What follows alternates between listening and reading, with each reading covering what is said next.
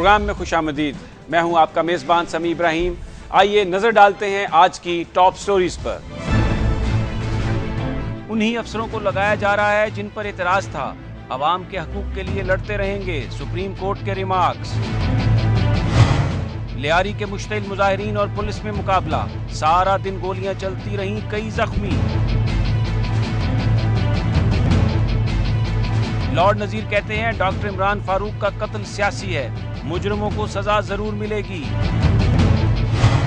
5 जुलाई सियासी कारकुनों और जमहूरियत पसंदों के लिए स्याह दिन, जमहूरियत की मजबूती के लिए लड़ते रहेंगे, पीपल्स पार्टी का अज़्म। अब गवादर से काशगर तक ट्रेन चलेगी, पाकिस्तान और चीन में शमसी तवानाई समेत 8 मुआहदे।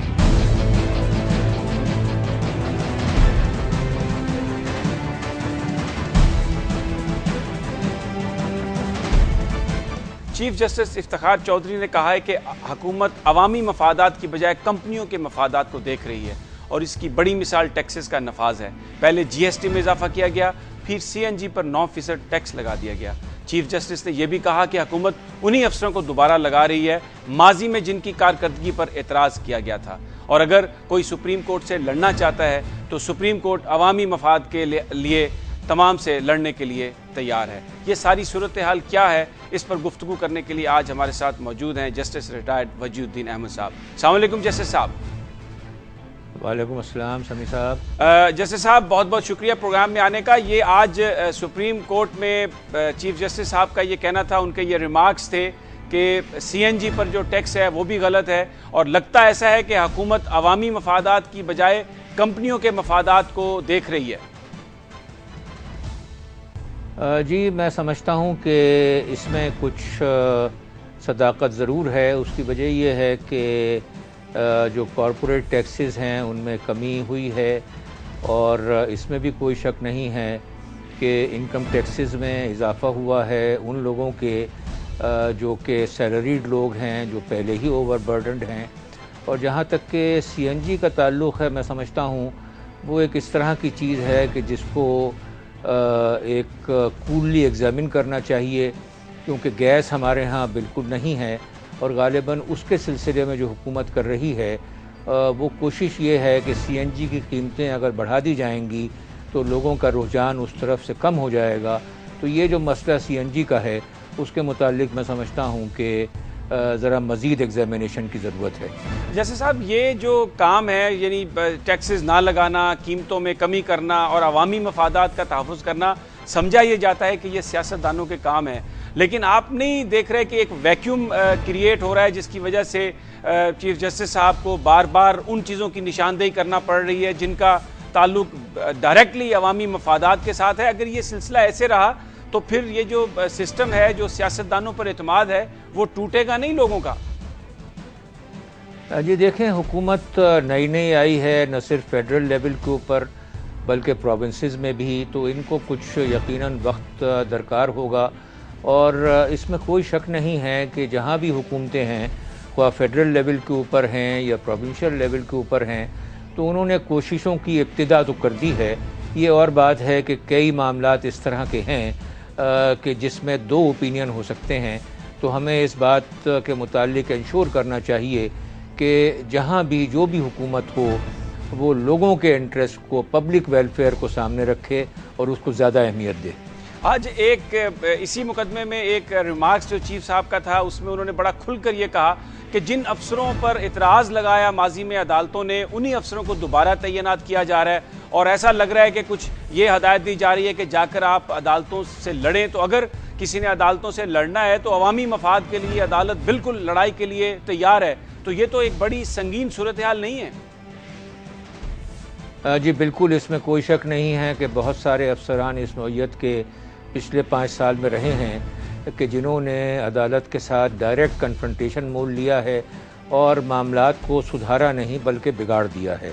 तो यकीनन मैं समझता हूँ कि जो भी हुकूमत पावर में होगी उनको इस बात को एश्योर करना चाहिए कि ऐसे ब्यूरोक्रेट्स के जिन्होंने तहिया कर रखा है कि उन्होंने अदालत को कन्फ्रंट करना है और रूल ऑफ लॉ की जो सुप्रीमेसी है, कॉन्स्टिट्यूशन की जो सुप्रीमेसी है, उसको वायोलेट करना है, तो इस तरह के लोगों को ऐसी जो फ्रंटल पोजीशंस हैं, तो मैं समझता हूं कि हुकूमत को उनके बारे में एहतियात करनी चाहिए। लेकिन सुप्रीम कोर्ट का ये कहना कि हम इस सिलसिले में कोई जंग करने को तैयार हैं, मैं समझता हूं ये अल्फाज सुप्रीम कोर्ट के लेवल के ऊपर इस्तेमाल नहीं होने चाहिए। आप दुरुस्त फरमा रहे हैं, नहीं होने चाहिए होंगे, लेकिन जैसे साहब एक ऐसा सिनेरियो है जिसमें आवाम जो है वो बिल्कुल रिलीफ के लिए तरस रहे हैं, लोड शेडिंग बिल्कुल अपने इंतहा पर पहुंची हुई है और टैक्सेस की मद में इतने ज़्यादा उसमें इजाफा किया गया है, महंगाई इतनी रमज़ान से पहले हो गई है।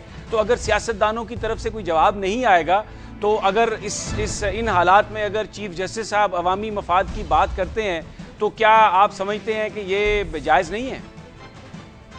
नहीं, बिल्कुल जायज़ है और मैं समझता हूँ कि बहुत अच्छा काम सुप्रीम कोर्ट कर रही है, हमारी हाई कोर्ट्स भी बहुत अच्छा काम कर रही हैं।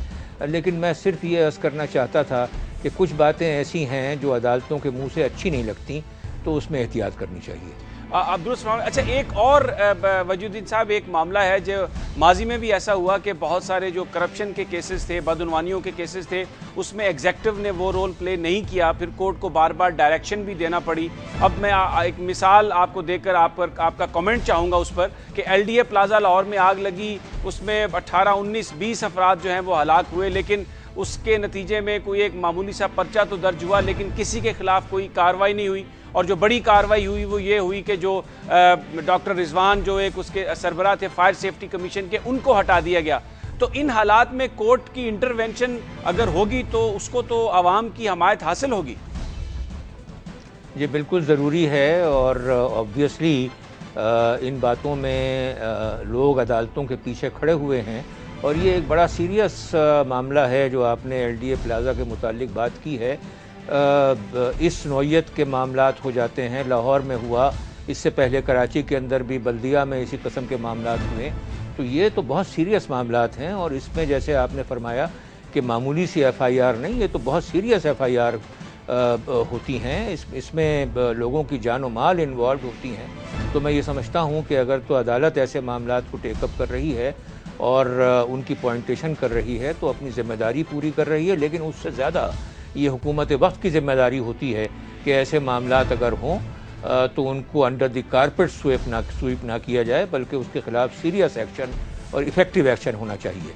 बहुत बहुत शुक्रिया जस्टिस वजी साहब, जो कह रहे थे कि बिल्कुल ये सियासतदानों का काम है, एग्जेक्टिव का काम है कि वो अवामी मफादात का तहफ़्फ़ुज़ करे, लेकिन अगर एक वैक्यूम क्रिएट हुआ है और उसमें supreme court of Pakistan intervention कर रही है तो ये काम बिल्कुल जायज़ है। सियासतदानों को सोचना चाहिए, अपना किबला उन्हें दुरुस्त करना चाहिए, वगरना इसके अलावा सुप्रीम कोर्ट के पास कोई चॉइस नहीं रह जाएगी कि वो इन मामलात में इंटरवेंशन करे। नाजरीन, हमारे साथ रहिए, यहाँ पर वक्त हुआ एक ब्रेक का और ब्रेक के बाद हम बात करेंगे इस स्टोरी पर।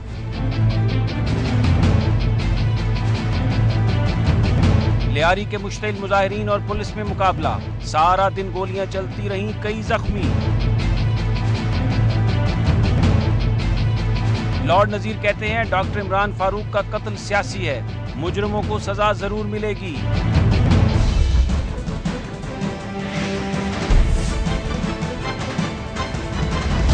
कराची में आज वज़ीर आला हाउस के बाहर लियारी बदअमनी के खिलाफ शदीद एहतजाज किया गया। फायरिंग से जाँ बहक होने वाले एक शख्स की नमाज जनाजा के बाद हंगामा शुरू हो गया। माड़ीपुर रोड का इलाका तमाम दिन मैदान जंग बना रहा।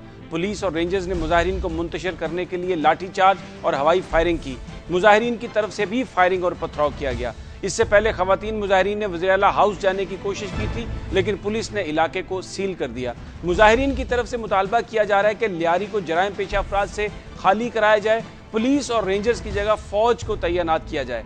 लियारी का मसला क्या है और अब अहले लियारी क्या चाहते हैं, इस हवाले से गुफ्तगू करेंगे। हमारे साथ मौजूद है सिंध के वजीर इत्तलात जनाब शर्जील मेमन साहब। अस्सलाम वालेकुम मेमन साहब। वालेकुम सलाम समीर साहब। जी शर्जील मेमन साहब, ये आज भी सारा दिन एक मैदान जंग की सी सूरत हाल थी और पिछले 2-3 दिनों से लियारी से इसी तरह की खबरें आ रही हैं। ये बयान फरमाइएगा कि पीपल्स पार्टी की हुकूमत है और लियारी पीपल्स पार्टी का गढ़ समझा जाता है, तो ये सब कुछ क्या हो रहा है फिर? समीर साहब, आपकी बात बिल्कुल सही है कि पीपल्स पार्टी की हुकूमत है और लियारी हमेशा से ही पाकिस्तान पीपल्स पार्टी का गढ़ रहा है। शायद इसी वजह से लियारी को ज्यादा डिस्टर्ब करने की कोशिश की जाती है। और असल में हिस्ट्री ये है कि लियारी में जब से पाकिस्तान बना है मुख्तलिफ कम्युनिटीज यहाँ पे रहती हैं और वो आपस में बिल्कुल भाईचारे के साथ रहती हैं और कोई भी उनमें इस तरह की कोई आपस में इख्तलाफात नहीं है। लेकिन चंद लोग ऐसे हैं जो कि वहाँ पे मुख्तलिफ कम्युनिटीज़ को आपस में लड़वाने की कोशिश करते हैं। कुछ मुख्तलिफ गैंग्स के लोग हैं, कुछ दीगर लोग हैं जो कि उनके सिफों में जो है वो चाहते हैं कि इख्तलाफात पैदा हों और वो ही इन दोनों कम्युनिटीज़ को वहाँ पे लड़वाने की कोशिश कर रहे हैं। हालांकि कम्युनिटीज़ के जितने भी सीनियर लोग हैं वो पुरअमन लोग हैं और वो आपस में उनका कोई झगड़ा नहीं है और उनको कोई आपस में शिकायतें नहीं है। लेकिन चंद लोग हैं जो उसको मैनिपुलेट कर रहे हैं उनके अपनी पॉलिटिकल या किसी और इंटरेस्ट के लिए, जिसके लिए हम उनको कोशिश कर रहे हैं। कुछ एलिमेंट्स को हमने गिरफ्तार भी किया है, काफ़ी लोग वहाँ तक गिरफ्तारियाँ भी अमल में आई हैं। तो हमारी यही कोशिश है कि लियारी जो है वो अमन का गहवारा ही रहे। अच्छा मेमन साहब, MQM भी ये इल्ज़ाम लगाती है कि एक मख्फी ऑपरेशन हो रहा है और स्टेट ऑपरेशन कर रही है, और फिर हमने देखा 2 दिन पहले लियारी के लोग भी अब्दुल कादिर पटेल की क़यादत में रेंजर्स हेडक्वार्टर के सामने बैठे हुए थे और कह रहे थे कि ये जो साकिब बॉक्सर हैं इनको गिरफ्तार करके तो फिर गोली मारी गई, ये और मावराए अदालत कत्ल की बातें हो रही हैं। आप बतौर तर्जमान सिंध हुकूमत आप क्या रिस्पॉन्ड करेंगे? देखिए, लियारी में एक्शंस हुए हैं और काफ़ी दफ़ा एक्शन क्रिमिनल्स पे भी हुए हैं। अब अगर इस तरह की कोई पर्टिकुलर कंप्लेंट है तो उस पर देखा जा सकता है, लेकिन मुख्तलिफ लोगों के मुख्तलिफ वर्जन्स हैं। जहाँ तक MQM के इल्ज़ामात की बात है तो मैं समझता हूँ कि MQM को इल्ज़ामात नहीं लगाने चाहिए और इस तरह इल्ज़ामात से जो है कोई अच्छी फिजा कायम नहीं होती है। उनको कराची के अमन के लिए और लियारी के अमन के लिए भी अपना किरदार अदा करना चाहिए। अब जो सूरत हाल है सारी एक बड़ी कशीदगी है, क्या आपकी हुकूमत स्टेप्स उठा रही है? क्या लियारी में लोगों से बातचीत की जा रही है? उनको मुतमईन करने के लिए क्या कर रहे हैं आप? देखिए, हमारे राब्ते हैं। हमने आज भी CM हाउस में एक अच्छी राब्ता कमेटी के कुछ बुजुर्ग और सीनियर लोग आए थे, उनसे मुज़ाकरात मेरे खुद हुए हैं, मेरे उनसे बातचीत भी हुई है और उन्होंने जो उनकी डिमांड थी कि कुछ स्पॉट्स में उनको पुलिसिंग और रेंजर्स वहाँ चाहिए थी जहाँ पे स्पॉट्स पे वो पिकेट चाह रहे थे, तो वो हमने उनको यकीन दहानी करवाई कि आज रात को ही वहाँ पे पिकेट कायम हो जाएंगे। लेकिन मैं दोबारा रिपीट कर रहा हूँ कि कुछ तीसरी ताकत है जो वहाँ पे कोशिश कर रही है कि लोगों को आपस में लड़वाया जाए और वो अपनी स्कोरिंग करें। अच्छा, ये तो आपकी बात चले मान लेते हैं कि कोई तीसरी ताकत होगी, लेकिन इस पे ज़रूर कमेंट फरमाइए कि जब माशाल्लाह लगता है तो पूरी कौम कहती है फ़ौज वापस जाए। अब जमहूरी हुकूमत है लेकिन वहाँ पर लोग ये मुतालबा कर रहे हैं कि जी रेंजर्स और पुलिस पर हमें एतमाद नहीं है, फ़ौज को लाया जाए। क्या वजह है कि ये जो सिविल इदारे हैं इन पर क्यों लोगों का एतमाद नहीं है? देखिए, मैं समझता हूँ कि जिस तरह आपने तशरीह की तो रेंजर्स जो है वो फ़ौज का ही एक इदारा है और रेंजर्स में जो जवान हैं या जो अफसरान हैं वो सारे पाक आर्मी से ही आते हैं। तो ये कहना कि फ़ौज बुलाया जाए, मेरे ख्याल से ये मुनासिब मुतालबा नहीं है और रेंजर्स बिल्कुल एक फ़ौज की तरह है। पुलिस भी वाले भी वहाँ पे हमारे जवान काम कर रहे हैं, लॉ ऑर्डर को मेंटेन करने के लिए रेंजर्स भी कर रही है और दोनों जो हमारी फोर्सेज हैं वो ईमानदारी से और दानतदारी से शहर के अमन के लिए कोशा है। बहुत बहुत शुक्रिया शर्जील मेमन साहब, जो ये कह रहे थे कि कमेटी बना दी है और कोशिश कर रहे हैं कि लियारी के हालात को दुरुस्त करें। उनका ये कहना था कि कोई तीसरी कुव्वत है जो हालात को बिगाड़ने की जिम्मेदार है। कराची के हवाले से ही एक इम्पॉर्टेंट डेवलपमेंट है जिसका हम रोज़ाना प्रोग्राम में जिक्र करते हैं, वो है लंदन में डॉक्टर इमरान फारूक कत्ल केस। उसके हवाले से आज हम बात करेंगे लॉर्ड नज़ीर साहब से। लॉर्ड नज़ीर अहमद भी वो शख्सियत हैं जिन्होंने MQM के कायद के हवाले से बहुत ज़्यादा पब्लिकली अपने जज्बात का भी इजहार किया और उन्होंने कुछ सबूत भी पेश किए वहाँ पर लंदन पुलिस को। इस वक्त वो हमारे साथ मौजूद हैं। अस्सलाम वालेकुम लॉर्ड नज़ीर साहब, ये बयान फरमाइएगा कि जो आप भी उन अफराद में शामिल हैं जिन्होंने सबूत पेश किए, आप वाकई समझते हैं कि इमरान फारूक जो थे वो उनका जो कत्ल है एक सियासी है और उसमें MQM के कायदीन मुलव्वस हैं? मेरे ख्याल में इन्वेस्टिगेशन के हवाले से मुझे कोई बात नहीं करनी चाहिए, क्योंकि जो भी मसला पुलिस इन्वेस्टिगेट करती है या उसमें अथॉरिटीज़ इन्वॉल्व हों, उसमें पॉलिटिशियंस को इन्वॉल्व नहीं होना चाहिए। लेकिन यहाँ पे आपको पता है कि डॉक्टर इमरान फारूक के कत्ल के हवाले से इन्वेस्टिगेशंस जो हुई हैं उसमें मैं पेश रहा हूँ, इसलिए क्योंकि लंदन में कत्ल हुआ, उनका असैसिनेशन हुआ, वो पॉलिटिकली मोटिवेटेड था मेरे ख्याल में, और उसमें बहुत सारे ऐसे और वो लोग जो बार बार अपने आप को कभी रो रो के ड्रामे करते हैं, मैं समझता हूँ कि उनको इन्वेस्टिगेशन में शामिल किया जाए। और क्योंकि ऐसा पॉलिटिकल और हाई प्रोफाइल फिगर का मर्डर यहाँ पे होना ये बड़ा डेंजरस है, क्योंकि इसका प्रेसिडेंट फिर और लोगों के ऊपर भी इसका असर हो सकता है। अब उसके अलावा आपको पता है कि मनी लॉन्ड्रिंग के कानून बड़े सख्त हैं। यहाँ पे 20 साल की आपकी जो इनकम है उसको अथॉरिटीज़ कभी भी देख सकते हैं कि वो आपकी इनकम जो आती है उसको मैच करती है, यानी जो डिक्लेयर्ड इनकम है, चाहे कोई पॉलिटिकल पार्टी हो, चैरिटी हो या बिजनेस हो, तो अगर वो डिक्लेयर्ड नहीं है तो वो मनी लॉन्ड्रिंग में आती है और मनी लॉन्ड्रिंग की बड़ी सख्त सजा है। लॉर्ड साहब, ये आप दुरुस्त फरमा रहे हैं कवानीन के हवाले से, लेकिन हम ये एक बरतानिया में दोहरा म्यार नहीं देखते कि अब MQM के कायदीन के गिर्द तो घेरा तंग किया जा रहा है, लेकिन बहुत सारे दूसरे ऐसे लोग हैं जो बड़ा ओपनली हेट्रेड वाली तकरीरें करते हैं। जैसे बलोच लीडर हैं जो अलहदगी की तहरीक चला रहे हैं, वो लंदन में हैं, लेकिन उनके खिलाफ तो कभी कोई तहकीकात नहीं की जाती। समी इब्राहिम साहब, मेरे ख्याल में अगर कोई किसी के पास एविडेंस हो, चाहे वो बलोच हों चाहे वो किसी और मुल्क के लोग हों, उनके खिलाफ हमेशा जो है वो एक्शन होती है, क्योंकि यहाँ पुलिस का गवर्नमेंट के साथ, सियासत के साथ कोई तल्लक नहीं है। क्रिमिनल एक्टिविटी यहाँ पे अलाउ नहीं की जाती। उसमें पार्लियामेंटेरियंस, मेरी तरह जो पार्लियामेंटेरियंस है, दूसरे अवाम जो है, उसका ज़्यादा असर होता है कि वो जब आवाज़ दें, जब मेट्रोपॉलिटन पुलिस को कहें कि जी ये कुछ हो रहा है, इसको बंद किया जाए। यहाँ पे ऑफ कोर्स यहाँ पे ड्रग डीलर्स भी हैं, यहाँ पे बहुत बड़े एक्सटोर्शन करने वाले। लॉर्ड नज़ीर साहब, जो मगरिब में जो बनने वाले मुकदमे हैं वो सारे के सारे सच्चे तो नहीं होते। पूरी दुनिया ने देखा कि जब इराक पर हमला करना था तो ये कहा गया कि WMDs हैं और पूरा एक मुकदमा बना के यूनाइटेड नेशन में पेश किया गया। तो हर चीज़ जो वहाँ पर कही जाती है वो कोई सच तो नहीं है। ये जो UN के केस है इराक के हवाले से, वो हमारा डोमेस्टिक कानून के हवाले से उसका कोई तल्लुक नहीं है, और फिर वो हमारी पुलिस और हमारी अथॉरिटीज़ ने परस्यू नहीं किया। वो politically internationally United states of America ने किया था, जिसको टोनी ब्लेयर ने सपोर्ट किया, लेकिन वो हमारे कोर्ट्स में नहीं किया। हमारे कोर्ट्स के बड़े क्लियर रूल्स हैं। यहाँ पे कोई भी कानून के अबव नहीं होता। यहाँ पे जो भी कानून तोड़े, चाहे वो टोनी ब्लेयर का बेटा क्यों ना हो, चाहे वो हर मैजेस्टी द क्वीन का छोटा बेटा क्यों ना हो, उनको कोर्ट्स में जाके। बहुत बहुत शुक्रिया लॉर्ड नज़ीर साहब, जो ये कह रहे थे कि बरतानिया में कानून बहुत सख्त है और कोई भी अगर जुर्म करेगा तो उसके खिलाफ कार्रवाई की जाएगी, चाहे वो मल्का बरतानिया का बच्चा हो या बरतानिया के वज़ीर आज़म का बेटा हो। नाजरीन, हमारे साथ रहिए। यहाँ पर वक्त हुआ एक ब्रेक का। ब्रेक के बाद हम बात करेंगे इस स्टोरी पर। 5 जुलाई सियासी कारकुनों और जमहूरियत पसंदों के लिए स्याह दिन। जमहूरियत की मजबूती के लिए लड़ते रहेंगे, पीपल्स पार्टी का अज़्म।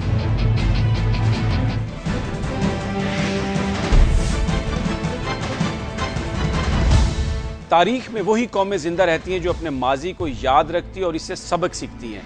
5 जुलाई भी हमारी तारीख का एक स्याह दिन है, जब वर्दी के घुमंड में एक आमिर जनरल ज़ियाउल हक ने आइन को पामाल किया, एक अवामी लीडर जुल्फ़िकार अली भुट्टो को फांसी पर चढ़ाकर इस कौम के जज्बात की तौहीन की। पाकिस्तानी कौम इस आमिर को तल्ख याद और अवामी रहनुमा को खूबसूरत एहसास की तरह साथ रखते हैं। अवामी कुव्वत हमेशा आमिराना सोच की हामिल कुव्वतों के खिलाफ बरसरे पेकार रही है, मगर ना इक़्तिदार पर कब्जे की ख्वाहिश खत्म हुई और ना अवामी जद्दोजहद।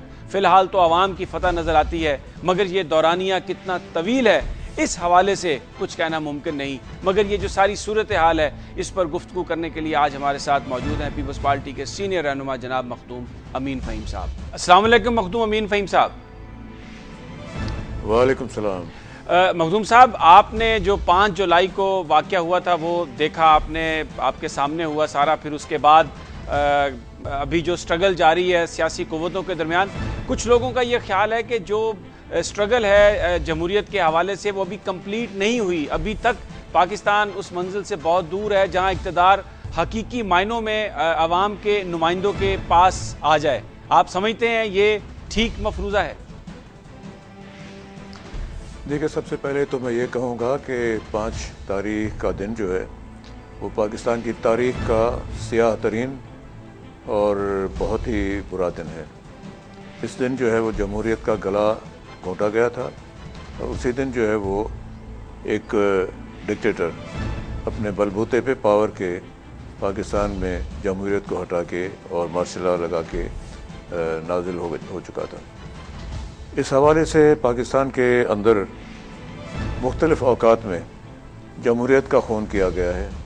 ये सिलसिला जो है वो 8 अक्टूबर 58 से शुरू हुआ, जब अयूब खान ने डिक्टेटर बन के और मार्शल लॉ लगाया। उसके बाद ये सिलसिला वक्तन फ़वक्तन चला आ रहा है, क्योंकि ऐसे है कि जैसे कि ताले आज़माओं को ज़बान पे खून लग चुका है जमहूरियत का, और हर कोई जो है वो उसको बखुशी पीने के पीछे पड़ा होता है।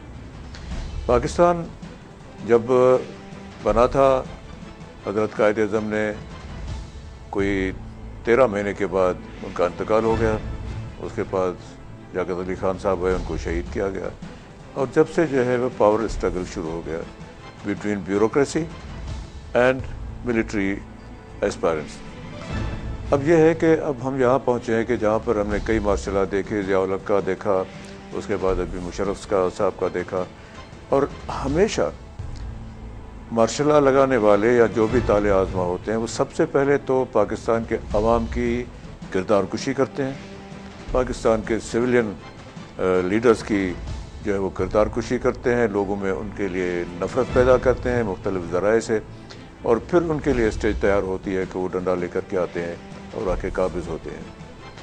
मैं समझता हूँ कि अगर पाकिस्तान के अवाम, पाकिस्तान की ब्यूरोक्रेसी और पाकिस्तान की मिलिट्री के जितने भी कारिंदे हैं जो पावर में हैं, वो ये तय न कर लें कि पाकिस्तान जो है वो जमहूरियत के लिए बना है, अवाम की राय के लिए बना है, किसी एक इंडिविजुअल की राय के लिए नहीं बना, तो पाकिस्तान हमेशा इसी खतरे में रहेगा कि पता नहीं कब क्या किस तरह। अच्छा, ये आपने बड़ा एक दुरुस्त ये बात फरमाई कि बहुत सारे जो ताले आज़मा हैं वो तैयार हैं, और जब तक पाकिस्तान के अवाम और सियासतदान एक नहीं होते ये ख़तरा जारी रहेगा।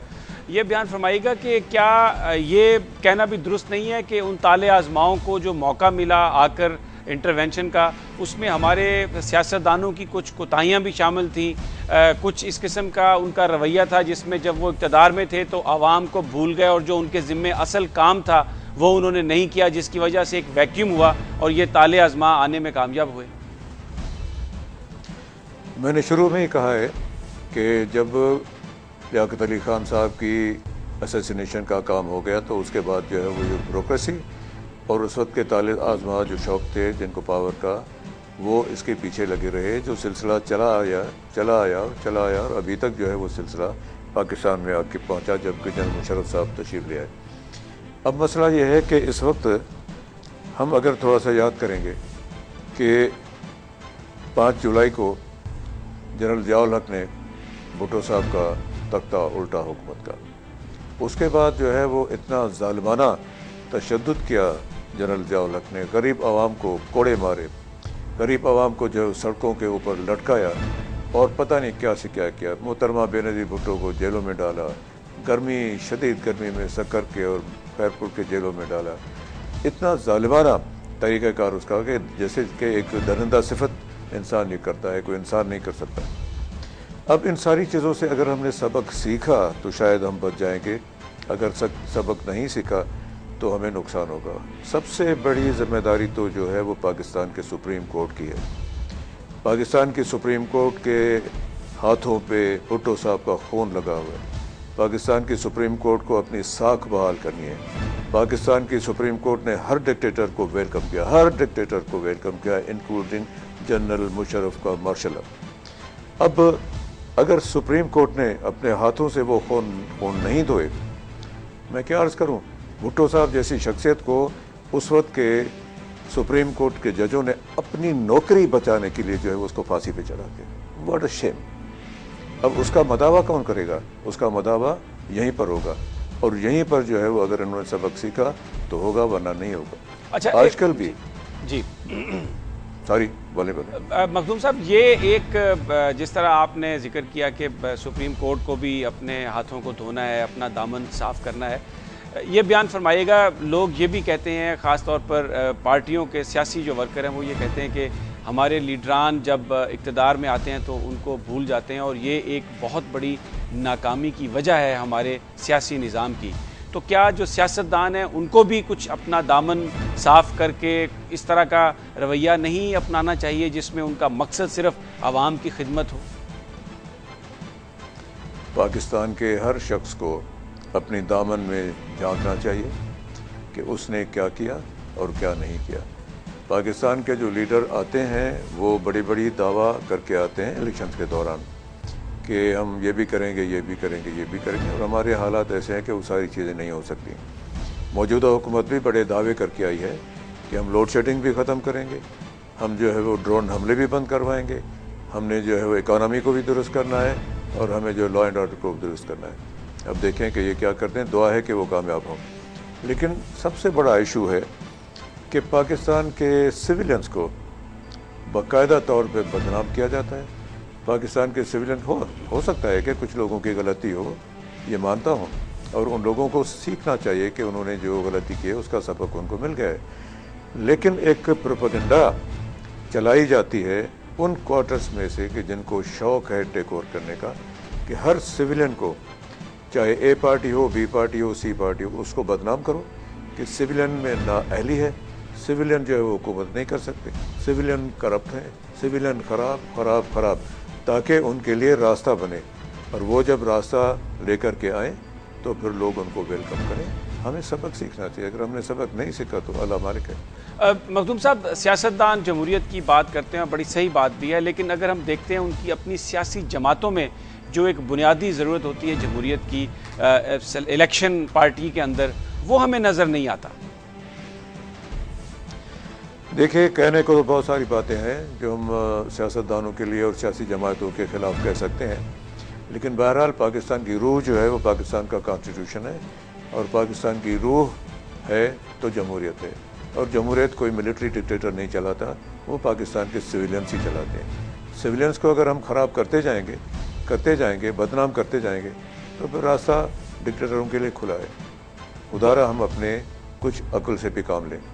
बहुत बहुत शुक्रिया मखदूम अमीन फ़हीम साहब, जो ये कह रहे थे कि जमहूरियत को सिर्फ सियासी कायदीन और पाकिस्तान के अवाम ही चला सकते हैं, डिक्टेटर्स कभी जमहूरियत नहीं ला सकते, और सियासतदानों को भी अपनी गलतियों से सीखना चाहिए, क्योंकि उनके मजबूत इक़दामात से ही जमहूरियत की गारंटी इस मुल्क में दी जा सकती है। नाज़रीन, यहाँ पर वक्त एक ब्रेक का, हमारे साथ रहिए और इस ब्रेक के बाद बात करेंगे इस स्टोरी पर। अब गवादर से काशगर तक ट्रेन चलेगी, पाकिस्तान और चीन में शमसी तवानाई समेत 8 मुआहदे।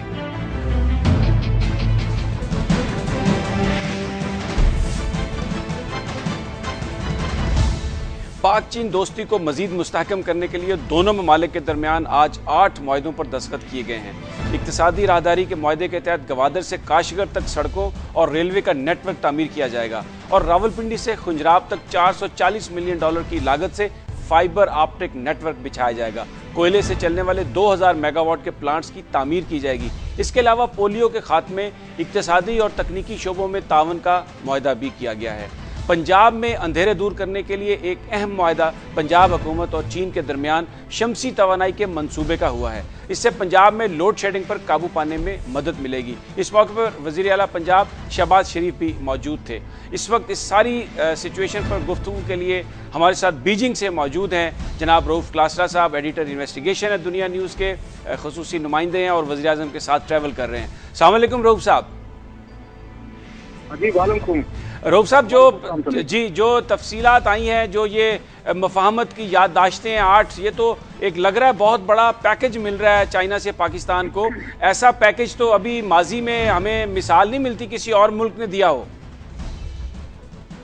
जी समी, ये बज़ाहिर तो यही लगता है जो आप बात बता रहे हैं, और जो हमें वॉल्यूम बताया जा रहा है टोटल इन्वेस्टमेंट का, आप इन्वेस्टमेंट कहें या इसको ये कहें कि चाइना ये पैसा लेके आएगा और फिर मुख्तलिफ शक्लों में पाकिस्तान से दोबारा वसूल किया जाएगा, वो $18 अरब के करीब का हमें फिगर दिया जा रहा है, जिसमें ये जितने भी प्रोजेक्ट्स आपने अभी गिनवाए हैं, मेजर चाहे रेलवे के प्रोजेक्ट्स हैं, उसमें बुलेट ट्रेन है, उसमें उन्होंने गवादर का एक नया एयरपोर्ट आलमी सतह का ये बनाने की बात की है, वहाँ पे सड़कों की वो बात कर रहे हैं कि हम आपको सड़कें भी वहाँ पे आलमी मियार की बना के दे रहे हैं। तो आज इसमें कोई शक नहीं जो आपने बात की कि हमें सबसे बड़ा कि अगर कोई इक़्तिसादी पैकेज और पर्टिकुलरली मैं कहूँगा इंफ्रास्ट्रक्चर में अगर मिल रहा है तो वो चीन की तरफ से आ रहा है। और जो चीज़ हमें यहाँ पे बड़ी एक इंटरेस्टिंग लगी है कि ये पाकिस्तानी इतने उसमें एक्साइटेड हैं या नहीं है, कितने इंटरेस्टेड हैं, कितने एग्जीक्यूशन हो सकेगी। जैसे आप भी कह रहे हैं मुफाहमत की याददाश्तें हैं, ऐसा ये एग्रीमेंट नहीं है। अभी तो एक पहला फेज है कि पाकिस्तान कितना इनको वहाँ पे ऑब्जर्व कर सकता है, कितने वहाँ पे जो इश्यूज हैं जो चाइना ने इनको बताए हैं उनको एड्रेस कर सकते हैं। मतलब मैं आपको जो मेन आज इनकी चाइनीज प्रीमियर की इनसे मुलाकात हुई नवाज के हिसाब से, और जिसमें ये बलूचिस्तान के वजीर आला को भी बाकायदा तौर पर मुज़ाकरात का हिस्सा बनाया गया जब इनकी गुफ्तगू हुई है। चाइनीज ये समझते हैं कि पाकिस्तान का सबसे बड़ा जो मसला है वो इन्वेस्टमेंट से ज्यादा वो आपका दहशतगर्दी है। वो ये कह रहे थे कि जब तक पाकिस्तान दहशतगर्दों से जान नहीं छुड़वाएगा, ये टेररिज्म की वार इनकी खत्म नहीं होगी, ये मुल्क के इंटरनल मसाइल और पर्टिकुलरली बार बार जो चाइनीज कह रहे हैं सिक्योरिटी के इशूज हैं, तो पाकिस्तान इन्वेस्टमेंट नहीं फेच कर सकेगा। तो इसके जो मेरे जराए कहते हैं कि ये अब्दुल मालिक साहब को यहाँ लाने का मकसद ही यही था जो बलूचिस्तान के वज़ीर आला को लाए हैं कि वो इनके साथ चाइनीज के साथ बरह रास्त उन्होंने बैठ के गारंटीज दी हैं उनको भी कि आपकी सिक्योरिटी होगी, आपके जो इशूज होंगे बलूचिस्तान के, चाहे वो ब्यूरोक्रेसी रिलेटेड हैं या कुछ टेररिज्म रिलेटेड है, मैं उनको एड्रेस करूंगा और मैं उनको अवेलेबल रहूंगा। इससे भी सुनने में ये आ रहा है चाइनीज पे एक अच्छा इम्पैक्ट रहा है कि हमारी यहाँ पे इस्लामाबाद में नवाज शरीफ से बरह रास्त बातचीत हो रही होगी। तो साथ साथ जो हम गवादर में काम करना चाहते हैं तो गवादर के जो या उसके बलूचिस्तान के जो वजीर आला है वो भी ऑन सेम पेज है। अच्छा रऊफ, एक ये आप बड़ा आप इम्पोर्टेंट नुक्ता बयान कर रहे हैं, क्योंकि जो पैकेज भी दिया जा रहा है उसमें हम देख रहे हैं कि जो डेवलपमेंट है मसलन जैसे खुंजराब से गवादर तक फाइबर ऑप्टिक भी है, फिर रेलवे का नेटवर्क भी है, तो गवादर का जो प्रोजेक्ट है ऐसा लग रहा है कि वो चाइना के लिए बड़ा अहम है। तो और सारा जो इंफ्रास्ट्रक्चर है वो भी उसी के इर्द गिर्द वो डेवलप करने की बात हो रही है। तो डेफिनेटली कोई इस तरह चाइना जो है वो इस पूरा जो अपनी पट्टी है और जो सेंट्रल एशियन जो राउट है वहां तक पहुंचने की कोशिश कर रहा है। सेंट्रल एशिया से ज्यादा समी ये इनको मुझे यहाँ पे कुछ जराए से बात हुई कि मैं भी आपकी तरह से ये प्रोब में था कि आखिर ये चाइनीज इन्वेस्टमेंट का रुख जो है वो गवादर की तरफ क्यों ज्यादा है। सारे प्रोजेक्ट्स अगर आप देखें, आप उन्होंने आज ये ऑफर कर दिया कि हम आपको आलमी मियार का गवादर में यहाँ पे इंटरनेशनल तो एयरपोर्ट बना के देते हैं, और ये उन्होंने कहा कि पाकिस्तान फौरी तौर पर उसको ये गवादर पोर्ट को एक्टिव करे। अब तो उन्हीं के कंट्रोल में चला गया। तो अंदर की कहानी ये निकली समी के इनका जो इंडस्ट्रियल इनका हब जो है और उनकी जो है वहाँ से गवादर का जो रास्ता बनता है तकरीबन 2000 किलोमीटर के करीब जाके बनता है, इसमें जो एस्टिमेट किया गया है। ये गल्फ रियासतों को जो अपना जो माल बेच रहे हैं वो इनको जाकर पड़ता है 8000 किलोमीटर का रास्ता ट्रैवल करने के बाद पड़ता है। ये चाइनीज समझ रहे हैं कि अगर हमें गवादर के जरिए ये बुलेट की ट्रेन मिल जाती है और जिस इकोनॉमिक कॉरिडोर की बात की जाती है वो हमें मिल जाता है, एयरपोर्ट हमारे पास आ जाता है, पोर्ट हमारे पास है, तो इनको 6000 किलोमीटर का ये चीनी ये जो बिजनेसमैन है इंडस्ट्रियल है इनको फायदा होगा। इसलिए जितनी इन्वेस्टमेंट आपको ज्यादा नजर आ रही है वो इंफ्रास्ट्रक्चर में है और पर्टिकुलरली आप देखेंगे उन एरियाज में जहाँ पे ये चीन का जो माल है ये सेंट्रल एशिया से ज्यादा ये गल्फ रियासतों को वो जाके कैप्चर करना चाहते हैं और वो ये समझते हैं कि इस रूट को इस्तेमाल करने से उनकी जो अशिया है उनकी जो कॉस्ट है कॉस्ट ऑफ शिपमेंट है जो इस वक्त बहुत भारी है, जिससे चाइना आलमी में मार्केट में दूसरों से कम्पीट नहीं कर पा रहा। वो समझते हैं गवादर के जरिए हम ये सारी चीजें हम शिपमेंट करके 6000 किलोमीटर का जो इनको वो पड़ता है, इनको रास्ता पड़ता है, वो बचा के अपनी अशिया को प्रोडक्ट को ये गल्फ की रियासतों में ज्यादा चीप प्राइस पे बेच सकते हैं। सो ये पीछे इसके एक उनका माइंड सेट है, थिंकिंग है। लेकिन ये जरूर है कि इस पूरे प्रोसेस में पाकिस्तान को डेफिनेटली फायदा होगा कि जितने भी बुलेट ट्रेन यहाँ से गुजरेगी पाकिस्तान के मुख्तलिफ इलाकों से होती जाएगी, या उनका खंजराब से जो ये सोच रहे हैं कि रेलवे ट्रेन शुरू की जाए यानी आप कह रहे हैं कि बुनियादी तौर पर ये चाइना का तो फायदा है लेकिन इसमें पाकिस्तान का भी मुफादा। अच्छा एक और थोड़ा सा कमेंट फरमा दीजिएगा कि एक बड़ी जो डेवलपमेंट हुई है, इससे पहले ये होता था कि वो जो सोवरेन गारंटी और उस पर जो इंश्योरेंस होती थी मुआहदों पर, इस दफ़ा ये बताया जा रहा है कि चाइना ने वो जो इंश्योरेंस है वो विड्रॉ कर ली है, जिससे ये जो कॉस्ट है वो भी बड़ी कम होगी। ये तो एक बड़ी इंपॉर्टेंट डेवलपमेंट है और इससे जो प्रोजेक्ट्स की कॉस्ट है वो बड़ी कम हो जाएगी पाकिस्तान में। अच्छा मैं इससे भी बात करूँ समझ, लेकिन मैं एक और इम्पोर्टेंट डेवलपमेंट हुई है जो इससे रिलेटेड है, वो है आपका नंदीपुर प्रोजेक्ट जो है आज इसको दोबारा रिवाइव करने का फैसला किया गया और जो कंपनी पाकिस्तान में 2009 में आई थी और पीपल्स पार्टी हुकूमत के दौर में उस पर आपको याद होगा खासी एतराज़ात करके उसको जब्त कर दिया गया था।